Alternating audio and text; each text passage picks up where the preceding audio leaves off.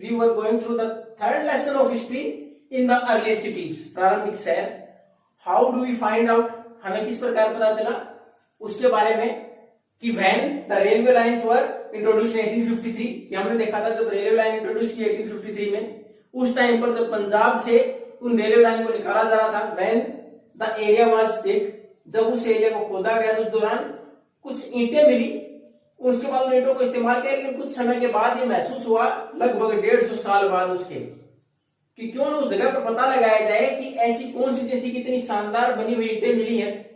उसके बाद वहां खुदाई की, देखा कि पूरा एक शहर का स्ट्रक्चर, कि एक जैसे मकान की शेप होती है उस प्रकार का स्ट्रक्चर मिला. उसमें हमने देखा था शहर में फैसिलिटी जो आज है हमारे पास, ड्रेनेज की अच्छी व्यवस्था और ड्रेन भी कवर किए हुए. उसके बाद जो रेक्टेंगल शेप में हाउसेस, जहाँ की कम से कम 2 से 3 मकान होते, पीछे में जगह खाली होती, कोर्टयार्ड वाज देयर, एक आंगन होता खुला, इस प्रकार की व्यवस्था थी. पानी की अच्छी व्यवस्था थी. एक उसमें देखा था ग्रेट बाथ, की नहाने के लिए एक बड़ा सा हमारे पास एक टैंक बना रखा था, उसमें अंदर जाने के लिए सीढ़ियां थी, ताकि उसमें अगर जाके नहाए उसके बाद साफ करना पड़े उसके बाद, तो उसके लिए उसके चारों तरफ रूम बने हुए थे चेंजिंग रूम के तौर पर. तो उस टाइम के ऊपर भी, यानी आज से 4,500 साल पहले भी इस प्रकार के शहर कभी रहे, जिनमें की अच्छे से ड्रेनेज की व्यवस्था, स्ट्रीट थी वो बिल्कुल स्ट्रेट थी, उसमें गलियां थी उनकी अच्छी से, यानी एक प्लान्ड सिटीज थे वो. अब उन्हीं में से कि उन शहरों की व्यवस्थाएं कैसी थी, तो उसमें हम कि किस प्रकार के लोग काम करते थे. न्यू क्राफ्ट द सिटीज, इन शहरों में काम कौन से होते थे, क्या क्या चीजें बनाई जाती थी, किन किन चीजों का इस्तेमाल होता था. तो उस टाइम पर ज्यादातर चीजें, जब हमने 4,500 साल पहले की बात करें, ज्यादा चीजें किस चीज से बनी होती थी, तो उस टाइम पर स्टोन, पत्थर की, सेल, सी सेल, जो भी हमारे पास समुद्री जो थे, शंख. It is also life. ऐसा नहीं है कि आप जो शंख बजाते हो कि एज इट इज ऐसे कैसे पत्थर का बना हुआ था, इसमें भी कहीं ना कहीं लाइफ होती है, सी सेल है ये. तो उसी प्रकार मेटल, या फिर जो हमारे पास आयरन, कॉपर, टिन, उसके अलावा ब्रोंज, गोल्ड, सिल्वर, ये सारे मेटल्स हैं, इनका इस्तेमाल होता है. और मेटल के तौर पर ज्यादातर किसका इस्तेमाल होता है, कॉपर, ब्रोंज, गोल्ड और सिल्वर. तो उस टाइम पर ज्यादातर हमारे पास जो चीजें बनी होती थी उस टाइम, वो किन चीजों से बनी हुई थी, either of stone, either sea shells और द मेटल्स. और मेटल्स में कौन से, कॉपर, ब्रोंज, गोल्ड और सिल्वर. अब ये कौन सा मेटल किस काम आता था इसमें, हालांकि अगर हम टूल्स की बात करें तो या तो कॉपर और ब्रोंज या फिर स्टोन के भी होते थे. जो उस टाइम पर टूल्स जो भी हम सामान्य जो घरेलू चीजों के लिए या फिर सामान्य तौर पर जो यंत्र इस्तेमाल करते, ज्यादातर किससे बने होते थे, या तो किसके, पत्थर के, या फिर हमारे पास कॉपर और ब्रोंज के. अब अगर ब्रोंज की बात करें तो bronze is an alloy, bronze alloy है, यानी मिक्सचर ऑफ 2 मेटल्स. अब देखो कॉपर और टिन को मिला के तब ब्रोंज बना है, यानी कॉपर और टिन का मिक्सचर है ब्रोंज. अब ये काम आता टूल्स में, वेपन्स, क्योंकि उस टाइम पर ज्यादातर लोग बाहर शिकार करके भी खाते थे, तो वेपन्स हथियार बनाने के लिए, ऑर्नामेंट्स आभूषण बनाने के लिए, वेसल्स बर्तन बनाने के लिए. अब उसके बाद गोल्ड और सिल्वर, गोल्ड और सिल्वर का ज्यादा इस्तेमाल होता है. ऑर्नामेंट्स आज भी ज्यादा इस्तेमाल इसी के लिए होता है, हम आभूषण बनाते हैं या फिर उनके बर्तन बनाने के लिए. क्योंकि राजा महाराजाओं के टाइम पर जो कीमती जो जितने मेटल्स होते थे, उनको जो उनके सबसे महत्वपूर्ण गेस्ट होते, उनके लिए उन बर्तनों में खाना खिलाया जाता था. तो इस प्रकार के बर्तन भी बनते थे, लेकिन ज्यादातर किसके लिए, ऑर्नामेंट्स, आभूषणों के लिए. अब ये सारे हमारे पास जो व्यवस्थाएं जिस टाइम पर, यानी हमारे पास जो भी चीजें बनी होती, किन किन चीजों से बनी होती थी, आइदर स्टोन, सेल और मेटल. और मेटल में कॉपर, ब्रोंज, गोल्ड और सिल्वर. अब इनका इस्तेमाल क्या क्या था कि कॉपर और bronze basically use for tools, weapons, ornaments and vessels, and gold and silver ornaments and vessels. अब उसमें सबसे महत्वपूर्ण चीज एक और मिली, वो क्या थी, उसमें बीड्स. बीड्स क्या होते हैं, जो हम माला वगैरह पहनते हैं, उसमें राउंड शेप में आप जो मनके, उनको बोलते हैं बीड्स. उसके बाद वेट्स. अब वेट आजकल हम बाजार जाते कोई भी चीज लेके आते हैं कि 1 केजी चीनी, तो आप देखो केजी जो है जिससे कि उसको मापते हैं, तोलते हैं, वो क्या है, एक लोहे का एक मेजरमेंट है, जिसके ऊपर लिखा होता है 1 केजी, 2 केजी, 5 केजी. पहले किसी का था, पत्थर का था, पत्थर से माप तोल होता था, वो वहां देखोगे आप रेक्टेंगुलर शेप में. उसके बाद blades, to sharp the either of metal और द स्टोन, किसी भी चीज की शार्पनेस, आगे से तीखापन. जैसे हमारे पास नाइफ होता है, उसके आगे की ब्लेड इस प्रकार बात करते हैं, शेविंग ब्लेड होती है, तो उस प्रकार की ब्लेड उसको किस प्रकार तैयार की गई, जिससे किसी चीज को फॉर चॉपिंग एंड कटिंग, किसी को काटना है फिर बारीक काटने के लिए चॉपिंग के लिए इस्तेमाल करते हो.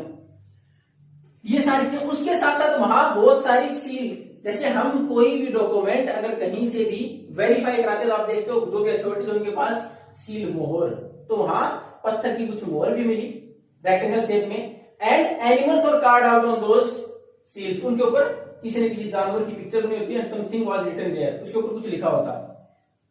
उसके अलावा उस टाइम पर अर्थन पोट्स, मिट्टी के बने हुए मटके जैसे हमारे पास है, इस प्रकार के मटके भी थे पुराने टाइम में। उसके साथ साथ उस टाइम पर क्राफ्ट पर ये इतने सारे काम तो होते ही थे, यानी मालाएं या मोती बनते थे। उसके बाद वेट एंड मेजर से उनका भी किसी ने, देखोगे कितनी शानदार रेक्टेंगल शेप में उसको बना रखा, आपकी पिक्चर्स दे रखी है बुक में। उसके साथ में मटके वगैरह बनाना। अब उसके साथ साथ सबसे महत्वपूर्ण उस टाइम पर जो कपड़े के तौर पर इस्तेमाल होता था कॉटन, और इसके अवशेष कहां मिले, ये मेहरगढ़ जो कि अब पाकिस्तान में है, हालांकि उस टाइम तो इंडिया का हिस्सा हुआ करता था। तो ये माना जाता है लगभग 7000 साल पहले ही कॉटन का डेवलपमेंट हो गया था। और वहां जब उसके दौरान खुदाई की तो किन चीजों पर मिला ये, the silver pots as well as some copper metals, copper के जो भी हमारे पास कॉपर वेसल्स हैं उनके ऊपर भी इसकी कवरिंग मिली थी, जो उस कॉटन का कपड़ा उसके ऊपर लगा रखा था।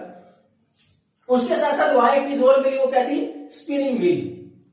जो हमारे पास धागा बनाने के लिए पहले चरखा होता था, गांधी जी का अगर आपने पिक्चर बहुत सारी जगह देखी होगी, जहां भी आपने फोटो देखी उसका चरखा होता है, तो चरखा है उस प्रकार का एक स्ट्रक्चर भी मिला जिस पर कि उस धागे को बनाया जाता था।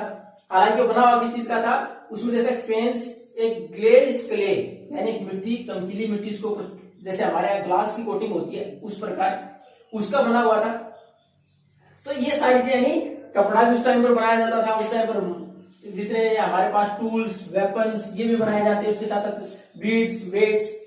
अब उनके साथ साथ ये सारे जो काम करते हैं, क्या पॉसिबल है हर कोई व्यक्ति बना ले? आज भी पॉसिबल नहीं है कि सारी चीजें मैं आती हूं। हम अगर हमारे ऑर्नामेंट्स की बात करें तो हम सुनार के पास ही जाते हैं, अगर लोहे की दांत की बात करें तो हम लोहार, गोल्ड स्मिथ, आयरन स्मिथ, ये हम इनके पास क्यों जाते हैं? क्योंकि ब्लैक स्मिथ जिसको हम लोहार बोलते हैं, तो ये सारी चीजें वो स्पेशलाइज है उस काम में। They have the specialisation, they can make better than others. अगर और प्रयास करें तो बना सकते हैं, लेकिन उतना अच्छा नहीं बना सकते क्योंकि उनका स्पेशलाइजेशन है, वो ज्यादा अच्छा बना सकते हैं। तो उस टाइम में चीजें किसके द्वारा बनाई जाती है? Who were skilled and specialised in these arts और क्राफ्ट। इनके अंदर जो स्पेशलाइज होते हैं वही लोग बनाते हैं। लेकिन कहीं भी ऐसा नहीं है कि ऐसा मेंशन हो these are made by man और वुमेन। ये नहीं पता था कि महिलाएं इसमें पारंगत थी या पुरुष थे, लेकिन ये स्पेशलाइज होते थे। वो दोनों हो सकते थे, हो सकता है किसी महिला के द्वारा सारी चीजें बनाई गई, या हो सकता है किसी पुरुष के द्वारा सारी चीजें बनाई गई, लेकिन स्पेशलाइज के द्वारा काम होता था। सब स्पेशलाइज्ड नहीं हो सकते थे। अब उसके साथ किसी भी चीज को बनाने के लिए first of all we required some goods और थिंग्स, कुछ वस्तुएं तो चाहिए। अगर हमें मान लो कपड़ा बनाना है तो हमें कॉटन, उस टाइम कॉटन की बात, कॉटन तो चाहिए। तो कॉटन उस कपड़े के लिए क्या होगा? रॉ मटेरियल, यानी किसी भी चीज को बनाने के लिए जो चीजें इस्तेमाल पहले होंगी रॉ मटेरियल उसका। अब ऑर्नामेंट्स, अगर हम चांदी का कोई बर्तन बना रहे हैं उसके लिए हमारा रॉ मटेरियल क्या हो गया? सिल्वर, चांदी। तो ये सारी चीजें जो रॉ मटेरियल है ये सारा आएगा कहां से? तो हमने देखा कुछ तो हमें नेचुरली मिल जाता है। नेचुरली कि हमारे पास हमने मिनरल्स है, सिल्वर है, गोल्ड है, कॉपर है, ये मिनरल्स है, जमीन से खोदकर मिल गए, तो ये नेचुरल है। लेकिन कुछ एक which are produced by us, कुछ एक हमारे द्वारा है तो नेचुरली। जैसे हमने बात की कॉटन की, तो कॉटन नेचुरल है, लेकिन we are going to make the cloth, then we have to be specialized or skilled in the art of making cloth। धागा और कपड़ा बनाने में हमें उसमें स्किल होना पड़ेगा, किस प्रकार बनेगी वो। तो हमने फिर किसानों ने प्रोड्यूस की वो चीजें। तो अब ये सारी चीजें, अगर हम कॉटन की बात करें तो रॉ मटेरियल वहीं से मिल गया, किसानों ने खेती की, उसके आसपास प्रोडक्शन हो गया। लेकिन बाकी चीजें कौन सी चीज कहां से मिल सकती थी, इसके बारे में उस वक्त जो हमारे पास बेसिकली इस्तेमाल होता, जैसे कॉपर इस्तेमाल होता था, copper basically we are going to get from Rajasthan. Then after, apart from Rajasthan, a West Asian country, हमारे पश्चिम एशिया का एक देश है ओमान, वहां से हमें copper. Then after bronze, which is an alloy, जो कि एलोय है, वो कहां से मिलता? अफगानिस्तान और ईरान से लेके आया जाता उसके टूल्स और वेपन्स बनाने के लिए। गोल्ड हमारे बेसिकली, अगर भारत की बात करें कर्नाटका, अब भी अगर आप सर्च करोगे तो कर्नाटका में बेल्लारी एक जगह है जहां की हमारे पास गोल्ड की माइंस है। उसके बाद स्टोन, और वो भी कौन से? प्रीशियस स्टोन्स, कीमती पत्थर। अगर उनकी बात करें तो गुजरात, ईरान और अफगानिस्तान से ये इंपोर्ट होते हैं। उसके बाद इनके टूल्स और वेपन्स बनाए जाते हैं। तो ये था हमारे यहाँ पुराने शहरों में क्राफ्ट कौन कौन से काम होते थे? Tools, weapons, clothes, beads, weights, और सील से सारी चीजें बनाई जाती, पोर्ट्स, ये सारे इस प्रकार के काम होते हैं। सारी चीजें रॉ मटेरियल कहां से आता है, ये डिफरेंट कंट्रीज हमने देखी कौन कौन सी चीज इस्तेमाल होती, जैसे गोल्ड है, सिल्वर है, कॉपर, ब्रोंज। तो ये सारी चीजें कहां अवेलेबल थी, किस प्रकार का इस्तेमाल होता था, कौन सी चीज से क्या बनता था। Now we are going to know about more developments in the earlier cities in the next class. Thank you.